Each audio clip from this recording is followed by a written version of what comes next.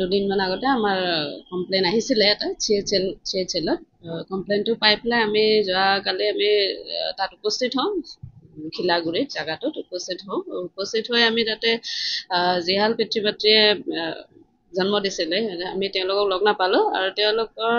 মাকক আমি লগ পালোঁ আৰু তেওঁলোকৰ এগৰাকী 16 বছৰীয়া ছোৱালী এগৰাকী আছিল তেওঁলোকক লগ পালোঁ আৰু লগ পাই সুধিলোঁ কথাটো কিমান দূৰ সত্য সোধোতে আমাক ক'লে যে নাই মানে মাকগৰাকীয়ে ক'লে যে শিশুটি গৰ্ভতে মৃত্যু হৈছে আৰু তেওঁৰ মানে সকাম যিখিনি মৃত্যুৰ পিছত যিখিনি কাম থাকে সেইখিনি কৰা বুলিও জনালে কিন্তু আমি তেতিয়া বিচাৰিলোঁ যে যদি হস্পিটেলত মৃত্যু হৈছে তো কিবাটো এটা এভিডেঞ্চ থাকিব সেইটো আমি বিচাৰিলোঁ তো তেওঁলোকে দিব পৰা নাই আৰু তেওঁলোকে একো গম নোপোৱা বুলিও ক'লে তো সেইকাৰণে আমি যিখন হস্পিটেলত জন্ম হৈছে আমি সেই হস্পিটেলখনত যাওঁ যাই পেলাই আমি দেখোঁ যে গোটেই ল'ৰা মানে এটি শিশু মানে কন্যা সন্তান আৰু এটি ল'ৰা মানে জন্ম হৈছিলে আৰু তেওঁৰ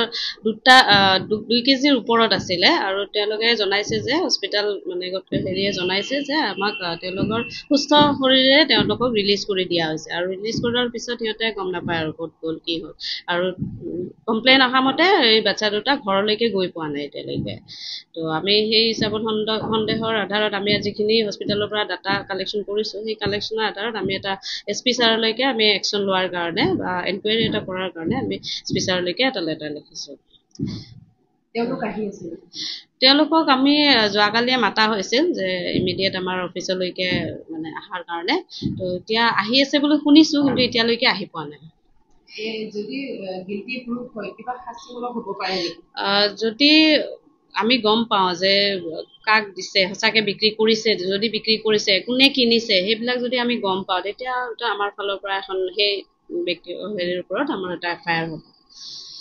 আমাৰ ইয়াতে পেচেণ্ট এটা আহিছিলে আপোনাৰ 27 তাৰিখ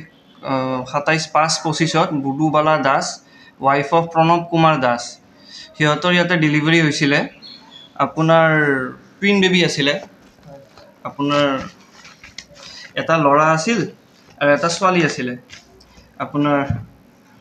ল'ৰাটো ছোৱালীজনী হৈছিল 9টা 18ত নৰ্মেল ডেলিভাৰী আৰু কিবা অলপ কমপ্লিকেশ্যন হোৱাৰ কাৰণে ছেকেণ্ড ল'ৰাটো মানে আপোনাৰ চিজাৰিন কৰিব লগা হ'ল আপোনাৰ সেইটো আপোনাৰ 9টা 42 ৰাতিপুৱা আৰু AM আৰু আমাৰ ইয়াৰ পৰা ভেকচিন দি পেলাই সকলোমে 30 তাৰিখে সিহঁতক ডিচাৰ্জ দিয়া হৈছে এতিয়া এওঁলোকে কৈ আছে যে বাচ্চাটো নোহোৱা হৈছে বুলি এতিয়া নোহোৱা যদি হয় তেনেহ'লে ধৰ আমাৰ ইয়াতে ভেকচিন দিছে সেইটো ৰেকৰ্ড আছে আমাৰ ইয়াতে জন্ম হৈছে সেইবিলাক আছে এতিয়া সিহঁতে কি কৈ আছে তেওঁ গম নাপাওঁ আমাৰ হস্পিটেলৰ পৰা সিহঁতে ভালে গৈছে আৰু বঙাইগাঁও জিলাৰ হস্পিটেলৰ পৰা